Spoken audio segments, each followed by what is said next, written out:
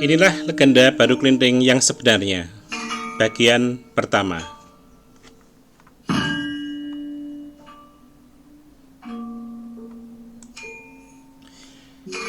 Kisah ini diambil dari buku cerita legenda Rawapening dan Baru Klinting yang bisa Anda dapatkan di Google Playbook. Mari kita simak bersama.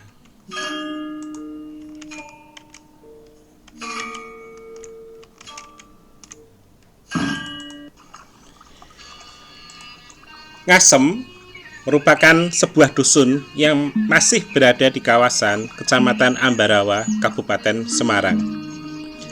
Diceritakan pada dahulu kala di desa Ngasem terdapat sebuah padepokan terkenal di mana semua putut dan endang, yaitu sebutan bagi murid laki-laki dan perempuan, merasa senang dengan pengajaran yang diberikan oleh pemimpin padepokan yang bernama Ki Hajar Salokantoro yang memiliki budi bijaksana. Selain itu, di padepokan tersebut juga terdapat salah satu endang yang berwajah cantik bernama Nyai Endang Ariwulan. Banyak putut yang bersimpati bahkan menyampaikan isi hatinya kepada Nyai Endang. Namun hanya ditanggapi Nyai Endang dengan tersenyum saja. Pada suatu hari ketika itu, para murid sedang sibuk membuat sesaji untuk upacara malam. Nyai Endang kebingungan mencari pisau yang biasanya digunakan untuk membelah jambe sebagai perlengkapan sesaji.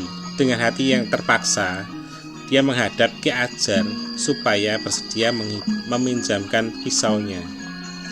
Ki Hajar yang waktu itu akan memulai upacara terkejut karena ditemui Nyai Endang tanpa dipanggil sebelumnya, yang kemudian Nyai Endang berharap kepada Ki Hajar untuk bersedia meminjamkan pisaunya. Namun karena waktu yang sudah hampir terlambat, segera Ki Hajar meminjamkan pisaunya dengan pesan wanti-wanti supaya berhati-hati dalam bekerja dan jangan sampai pisaunya tersebut diletakkan di pangkuan Nyai Endang. Setelah selesai pekerjaannya, Nyai Endang kemudian beristirahat sejenak dengan duduk-duduk di dekat dapur. Karena begitu capeknya, sampai tidak sadar, Nyai Endang meletakkan pisau di pangkuannya. Saat itu juga pisau tersebut hilang, musnah. Terkejut dan takut melanda Nyai Endang menyaksikan kejadian tersebut. Dengan rasa takut dan berat di hati, Nyai Endang segera menghadap Ki Hajar untuk melaporkan kejadian tersebut. "Ada apa ini? Kok menghadap tanpa kupanggil?" tanya Ki Hajar. "Wah, ketiwasan Bopo, saya sudah melakukan kekilafan dengan melanggar larangan dari Bopo. Pisau yang saya pinjam tanpa sengaja saya letakkan di pangkuan. Tatkala tadi sedang beristirahat sebentar dan kemudian hilang," kata Nyai Endang dengan wajah pucat pasi karena ketakutannya. Ki Hajar Salokantoro hatinya terkejut dan terdiam sejenak. Tidak lama kemudian berkata, "Ya sudah Nini, semua sudah terlanjur, mau bagaimana lagi? Kita hanya bisa menunggu hukuman dari Yang Maha Kuasa. Bagaimana nanti jadinya?" jawab Ki Hajar dengan suara meninggi, namun terasa mengakui kesalahan juga. Beberapa lama kemudian, desa Ngasem gempar karena Nyai Endang tiba-tiba mengandung.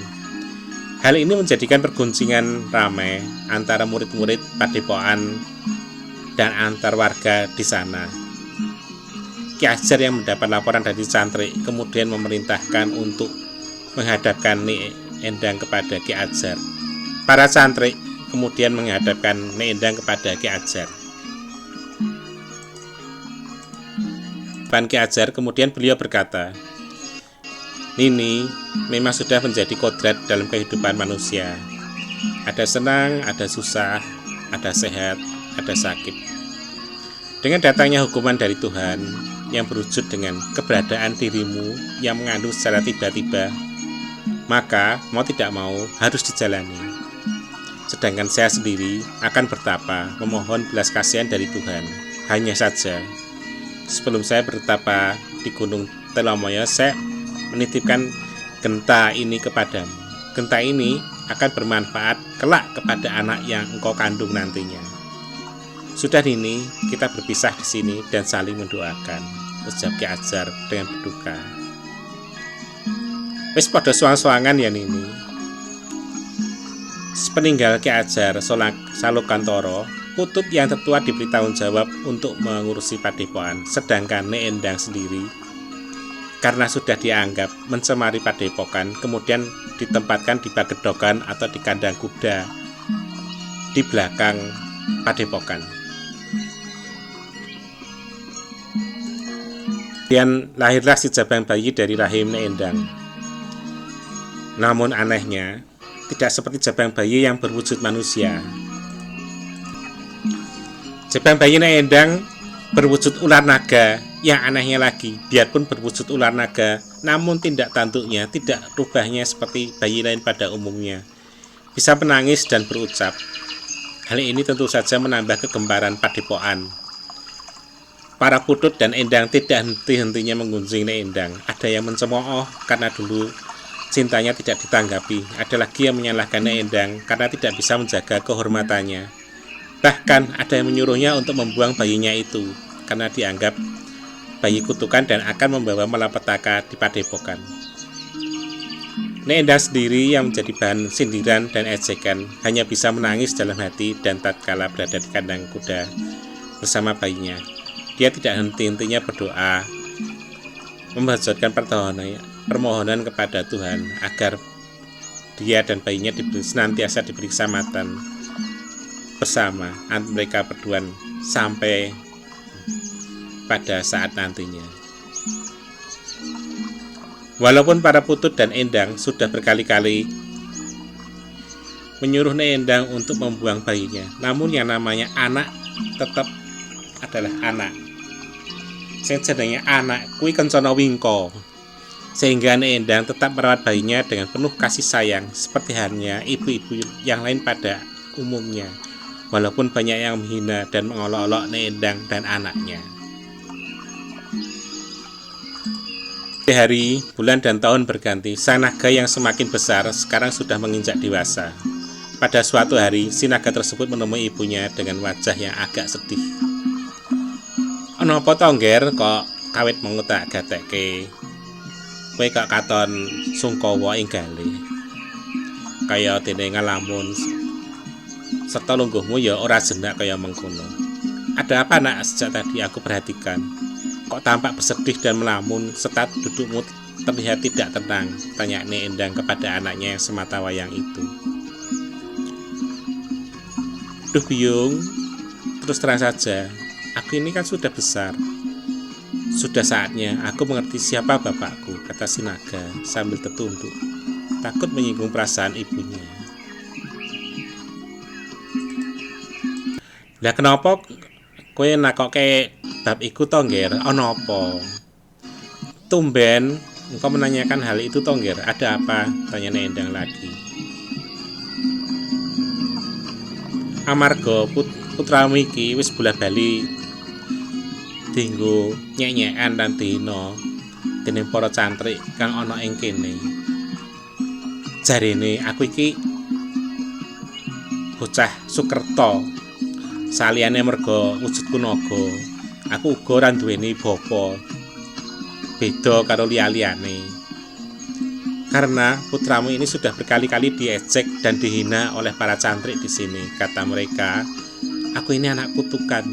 Selain karena wujudku naga, aku juga tidak memiliki ayah berbeda dengan anak-anak lainnya, kata si naga dengan wajah memelas.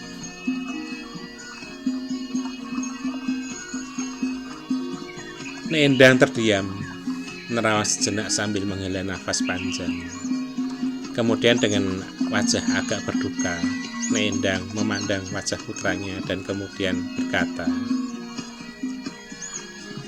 Ruhana yang Ngger anakku, menawa sabenere ramamu iku asmane ya Ki Ajar Salokantoro, kang ngedegake padepokan lan duweni padepokan iki. Ketahuilah anakku, kalau sebenarnya bapakmu itu bernama Ki Ajar Salukantoro. Ya, yang mendirikan dan memiliki padepokan ini.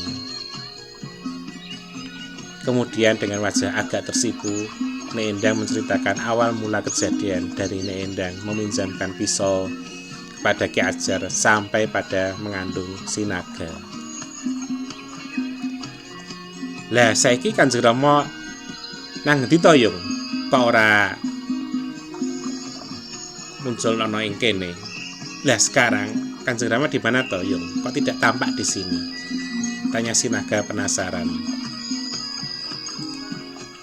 Ramamu saiki nembe semedi, nembe tapak broto ing perenging Gunung Telomoyo.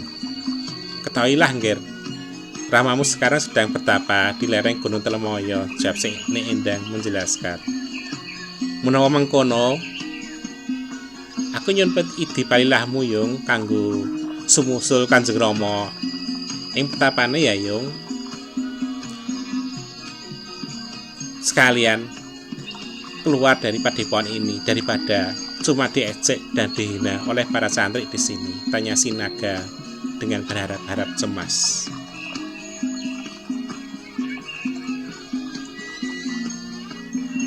Menawa santer kabeh kepenginanmu ngoro ngger Biyong ampingi tumuju ing Gunung Telomoyo. Mung sadurunge mangkat, awakmu nganggono gento iki minangka bukti menawa kowe kuwi minangka putra saka Ki Ajar Salukantoro. Kalau memang begitu keinginanmu, mari Biyong dampingi menuju ke Gunung Telomoyo. Hanya sebelum berangkat, pakailah genta atau lonceng ini sebagai bukti bahwa engkau adalah putra dari Ki Ajar Salukantoro, kata Nek Endang sambil menyerahkan genta yang dulu diberikan oleh Ki Ajar. Dia segera menerima genta dari ibunya berbentuk lonceng kecil. Kemudian sambil menimang-nimang sebentar, saat itu juga si naga meminta izin ibunya untuk menyusul bapaknya yang sedang menjalani tapabrata di lereng Gunung Telomoyo. Biyong, aku nyuwun pamit, aku arep nemoni Kanjeng Rama ing perenging Gunung Telomoyo. Biyong, aku mohon pamit, aku akan menemui bapak di lereng Gunung Telomoyo, kata si naga sambil manggut-manggut. Iya ngger, mau wanti-wanti pesene biyongmu. Endanono sakabehing karamean lan aja lumaku ana ing dalan kang biasa. Ana gesek ing kali supaya ora ketemu dening para pawongan ing dalan. Iya ngger, hanya wanti-wanti pesan biyongmu, hindari keramaian dan jangan berjalan melalui darat. Susurilah sungai untuk menghindari pertemuan dengan orang-orang. Kedua, hindari permusuhan di jalan yang hanya akan menjadi batu sandungan dalam mencari Ramamu, nasihat Nek Endang kepada putranya. Biyong, pituduhmu bakal tak laksanani. Aku nyuwun pamit, agar mangkat saiki sumusul Kanjeng Rama ing perenging Gunung Telomoyo. Ya Biyong, pesan Biyong aku penuhi. Izinkanlah aku berangkat sekarang menyusul Kanjeng Rama di lereng Gunung Telomoyo. Si naga berpamitan kepada Biyongnya. Iya ngger, aku idini, awakmu mangkat. Biyongmu bakal njampangi lakumu liwat darat. Ya ngger, aku izinkan dirimu berangkat. Biyongmu ini akan menyusulmu melalui jalan darat, jawab ibunya. Setelah mengaturkan sungkem kepada ibunya, si naga segera keluar dari padepokan untuk memulai perjalanan. Sedangkan Nek Endang mengikuti dari belakang melalui jalan darat. Kalaupun tinggal di padepokan juga tiada guna, hanya akan menerima ejekan dan cemoohan saja dari murid-murid padepokan. Memasang genta pemberian ibunya tersebut di ekornya, sehingga pada saat badannya bergerak ataupun berjalan, genta tersebut akan berbunyi terus-menerus. Tanpa menunggu hari esok, si naga tersebut segera keluar dari padepokan menuju lereng Gunung Telomoyo, tempat pertapaan Ki Ajar Salokantoro, sedangkan ibunya mengikuti dari kejauhan.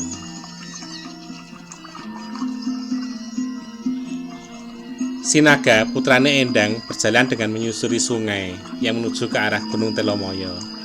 Orang-orang yang melihat wujud naga dengan memakai genta di ekornya kemudian menamai si naga tersebut dengan julukan Baru Klinting, yang berasal dari singkatan baru atau naga yang baru muncul, dan klinting, genta yang bergetar, atau dalam bahasa Jawa biasanya berbunyi klinting klinting klinting. Perjalanan Baru Klinting menuju Gunung Telomoyo tidak terasa sudah mencapai wilayah Ambarawa. Perjalanan ini dilakukan dengan menyusuri sungai dengan tujuan agar tidak membuat kaget orang-orang yang dilewati di sepanjang sungai, dan juga untuk menyingkat waktu.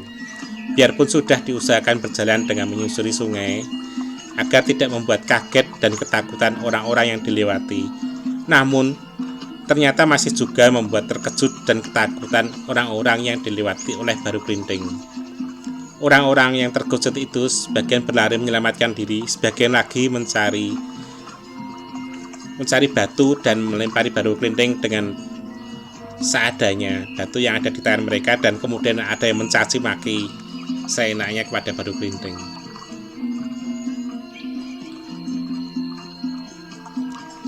Ketika itu Baru Klinting sedang capek dan juga jengkel karena dicaci maki dan dilempari batu oleh orang-orang yang tidak sengaja dilewatinya. Karena merasa capek dan amarah yang terpendam, Baru Klinting kemudian memanjat sebuah batu dengan cakarnya.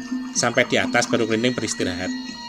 Batu yang digunakan Baru Klinting untuk duduk bernama Watu Sisik, yang berada di Kecamatan Bandungan, Kabupaten Semarang. Setelah usai penatnya, Baru Klinting kemudian melanjutkan perjalanan menyusuri sungai, kemudian beristirahat sejenak pada sebuah batu yang bernama Batu Gombak.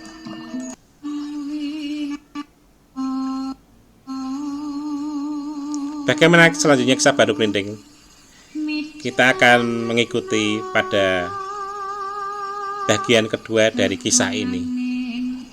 Untuk kritik saran yang membangun, Anda bisa mengirimkan email pada alamat email yang tersedia di depan, ataupun bisa mengirimkan di kolom komentar, dan mohon agar menyampaikan dengan cara baik dan santun. Akhir kata, semoga Tuhan senantiasa memberi berkah dan keselamatan pada kita semua. Salam Rahayu.